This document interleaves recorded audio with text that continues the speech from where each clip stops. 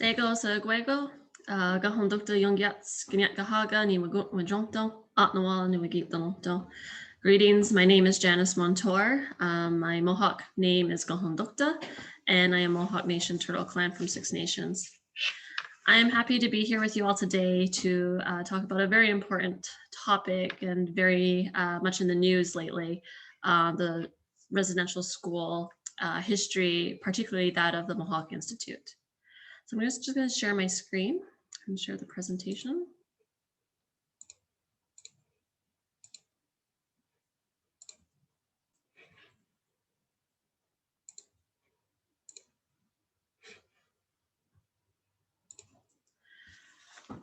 What I want for the future generations, the 7 generations coming up, is to get back their language, culture, and ceremonies, because that's basically what the residentials took away from us kids that went there. We want them to be aware of these schools and what happened. They should always remember these residential schools and what happened there so that none of these schools can ever come in existence again. This is a quote by Mohawk Institute survivor, Geronimo Henry. The Woodland Cultural Center is a First Nations educational and cultural center. It was established in 1972 to protect, promote, interpret, and present the history, language, intellect, and cultural heritage of the Anishinaabe and Ongwehome. This mandate is from our member nations, Wata Mohawks, Six Nations of the Grand River, and Mohawks of the Bay of Quinte. Currently, we do have a museum on site, approximately 6,000 square feet. Our museum collection has over 35,000 artifacts. Our education department conducts guided tours of the museum, galleries, and former residential school, although all virtual right now. And we also conduct various arts and cultural workshops and outreach presentations. We also have an orientation hall, which is our public programming space and offers 3,000 square feet, where we host theatrical performances, conferences, lectures, and dance and music showcases. We also have exhibitions that rotate on a 3-month cycle, showcasing contemporary visual arts from our art collection, along with traveling exhibitions and curatorial projects with First Nations visual artists, as well as curating in-house historical exhibitions. And a large portion of our work is around language revitalization, as well as research and archiving. We digitize our Longhouse audio collections, produce transcriptions and translations of our ceremonies, and continue to ensure that the next generation are speakers of our languages. I'm going to now provide you with a brief history of the Mohawk Institute Residential School. The New England Company of the Anglican Church of Canada founded the Mohawk Institute in 1828 in order to solve the Indian problem. It was thought that through civilizing influence of the Church of England, Native children would have the opportunity to learn trades useful to their community, such as farming, become viable members of the Anglican faith, and also learn how to emulate and speak English. In 1834, the first Reverend and Headmaster Lugger, with his associates, Reverend Nels and Richardson, opened a boarding school for 14 children, 10 boys and 4 girls, which also became the Mohawk Institute. In 1859, the capacity for the school and the wait list of children trying to enroll grew to about 60 students. And that was when they started to expand the school to keep up with the enrollment. In 1903, there was a fire, rumored to be set by the older male students. So what you see now on our grounds is the 3rd building, which was built in 1904. In 1876, the Indian Act made education for Native children compulsory. And as a result, the Mohawk Institute was forced by law to begin accepting children from other reserves and ceased exclusive service to the Six Nations community. However, it wasn't until 1885 that the Mohawk Institute actually enrolled children from reserves other than Six Nations.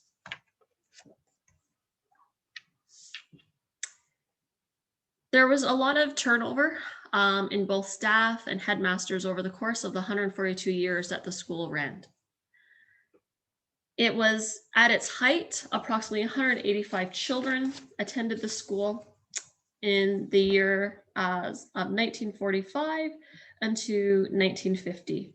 However, there were tons of complaints coming from the school about substandard fare and, of course, accusations of abuse. When the school closed in 1970, there were just less than 25 students attending the school. and primarily many of them came from Northern Ontario, Northern Quebec, the Northwest Territories, as well as Nunavut. The center is situated on the site of the former Mohawk Institute Residential School. It is sometimes referred to as the mush hole by those who attended, referencing the gloopy gray porridge that they were served at meal times 3 times a day. Many testimonies by the former students of the Mohawk Institute were captured over the years upon its closure. Some of what I will reference is well known and documented in Elizabeth Graham's book, The Mush Hole. Physical and mental abuse was extremely common to many of the students attending the mush hole. Many speak to receiving a strapping for any step they took out of line. Punishment for speaking their Indigenous language was being confined to a 4x4 cell for 3 days and 3 nights for attempting to run away. Humiliation was also a tactic employed by many of the staff and headmasters. I know one survivor who told me the story of her little brother, who was only 4 years old at the time and wasn't feeling well and had missed his bed sheets. As punishment, the headmaster made the boy, 4 years old, during breakfast, forced to walk around the dining hall wearing his missed sheets to humiliate him in front of the other students.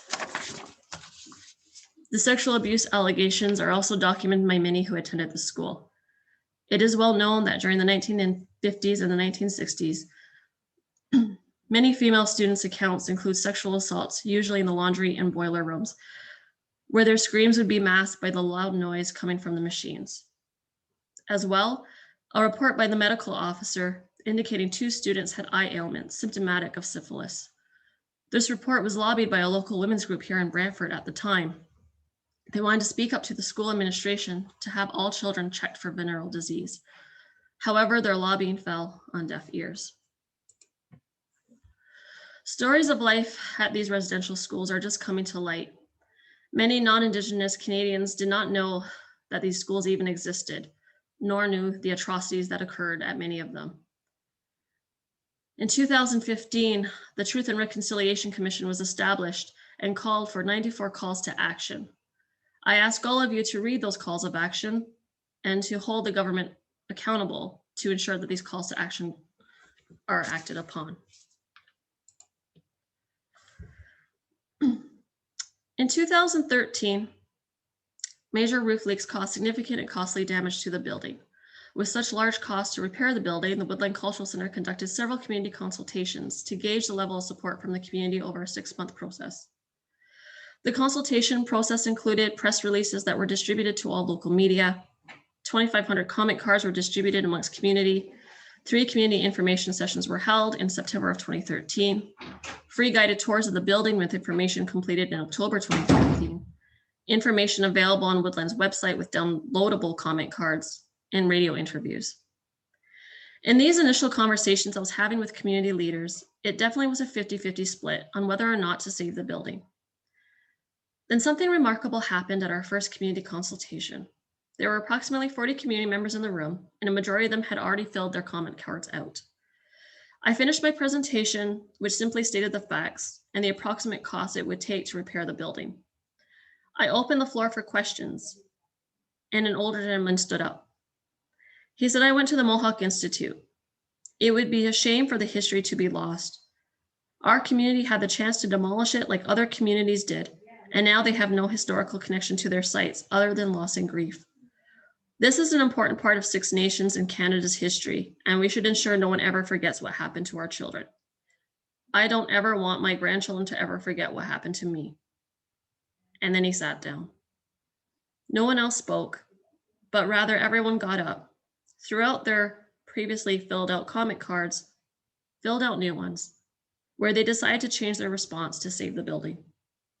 The results were overwhelming, with more than 96% in support of the restoration of the Mohawk Institute. And there, in conclusion, the Save the Evidence fundraising campaign was launched in response. There are actually now 4 phases. Phase 1 was the first initial phase where we raised funds to repair the roof of not only the dormitory, but also the dining hall at the back of the dormitory building. Phase 2 included restoration to the HVAC system, new plumbing, new electrical, as well as waterproofing the foundation, some structural repairs, as well as refinishing the original hardwood floors, refinishing the plaster walls as well. Phase 3, which we are currently fundraising for, is now looking at repairing the masonry and improving accessibility to the building. And our final phase 4, which will look at the interpretation of the site to become an interpretive heritage site. What does the interpretation look like? Early in this process, Lord Cultural Resources prepared the Mohawk Institute Recommendations Report in 2018, among other reports, to highlight comparable museums and historic sites for consideration by the Woodland Cultural Center staff, tasked with designing public programming for the Mohawk Institute as an interactive didactic museum. In addition to conceptualizing proposed displays and exhibit spaces, this report detailed visitor experience trends ranging from ticketing and guided tours to dealing with sensitive subject matter, use of contemporary art, first-person stories and interpretation, historical timelines, and other relevant key considerations. Herein, the focus has been shifted from programming that was more visitor-led and reliant on technological and interactive displays to one that is more appropriate for a heritage site structured around mandatory guided tours.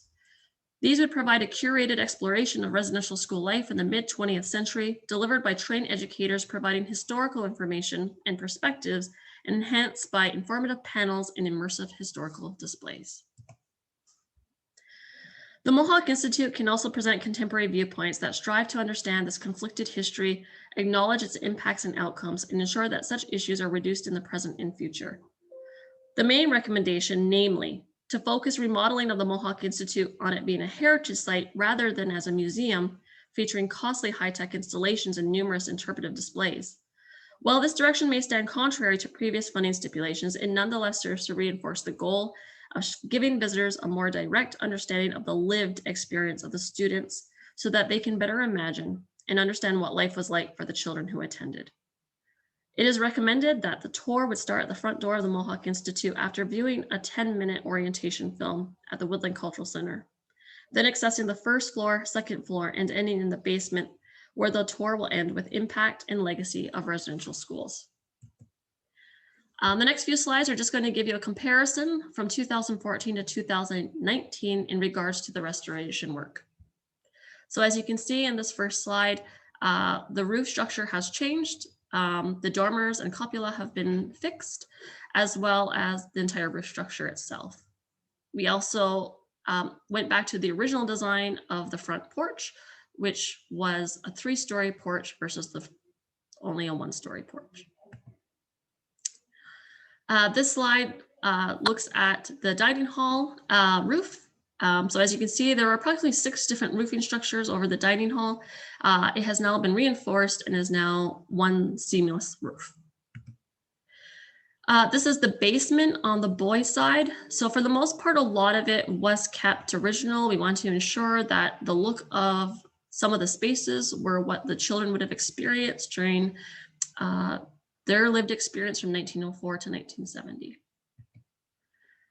This room in 2014 was our boardroom. It is now repurposed. This is the boys' play area on the first floor, which also slept the primary students in early years as well.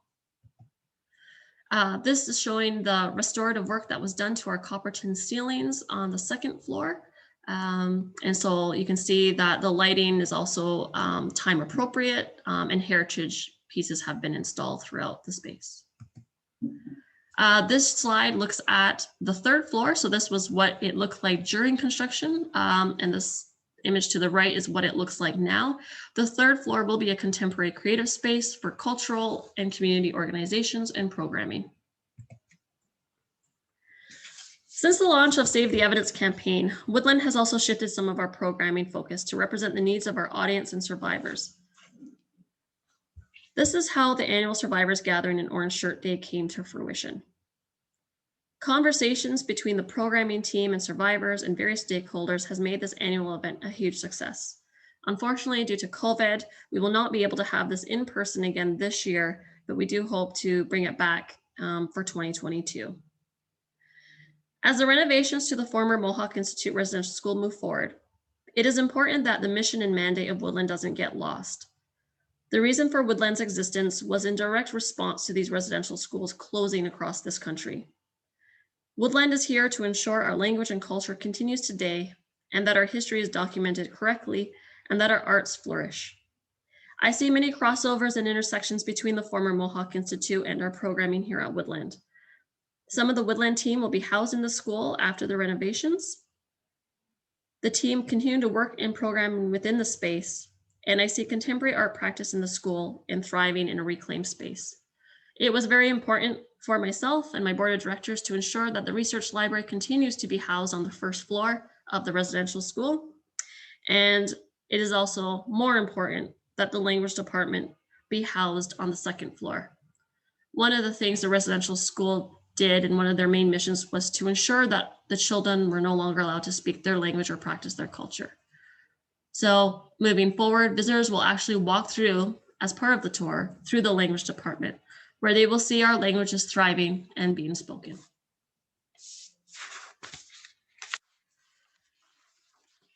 The physical site, although it is similar to a campus with a separate memorial park, the school and the museum buildings, it is all one organization. It is important to acknowledge our past, but more importantly, to showcase our people today and what we are doing for our future generations. So what can you do to help? We currently do have our Save the Evidence campaign. We do encourage donations to our website. You can go on there and donate. And we have many people who have donated since 2015, and we have raised $300,000.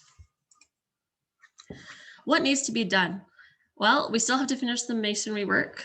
We have to document survivor stories. We need to develop educational material and resources. We need to create an endowment fund to ensure the Mohawk Institute legacy and perpetuity. We need to train our staff and support school visits and support survivor events.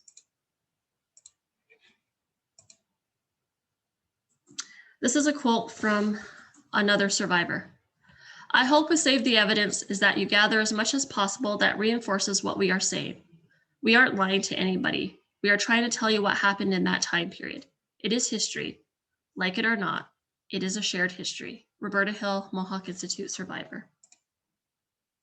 So before I end, I'm just going to try to stop this really quickly. I'm gonna try and share a video. I don't know if this will work because sometimes it does and sometimes it doesn't. And hopefully it does.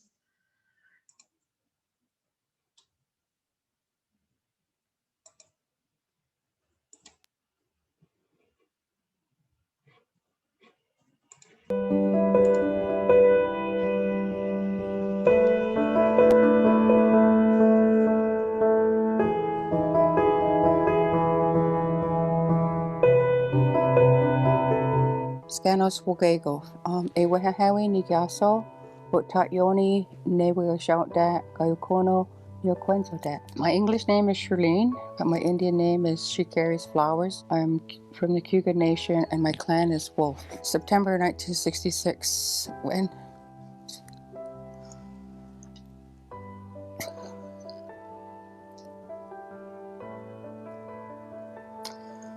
four of us were first apprehended from my mother by the Children's Aid and taken to the residential school. I was able to forgive myself for feeling this way all these years because it's only about 16 years ago when I took off this coat of shame and guilt and said, I was at that school. I took my children there when they were younger. I took them to the museum. But not once did I share to my husband or my children that I was a resident there. Never really talked about my childhood. Just that I wasn't going to drink, and I didn't do drugs, and I was going to flip it for my kids the way I was raised.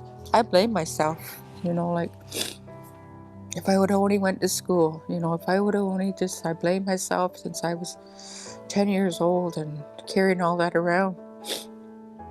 It's caused a big impact, and it still has today, But I'm on this journey. My purpose and my goal in my life is to live in peace and love. I survived residential school. I was a victim of, but I'm no longer that now, because back then I had no choice, but I do now. I've already passed this down, this pain, this hurt. I've already passed it down to 2 generations.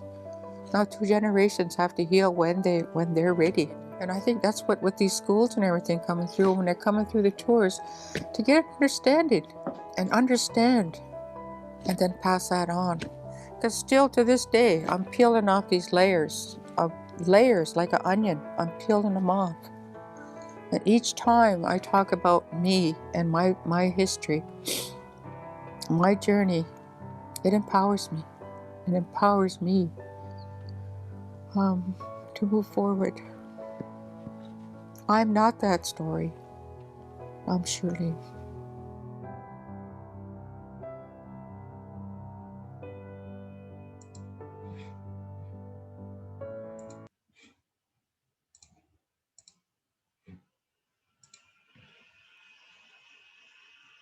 So now, and thank you for listening today. And like I said, I'm happy to answer questions.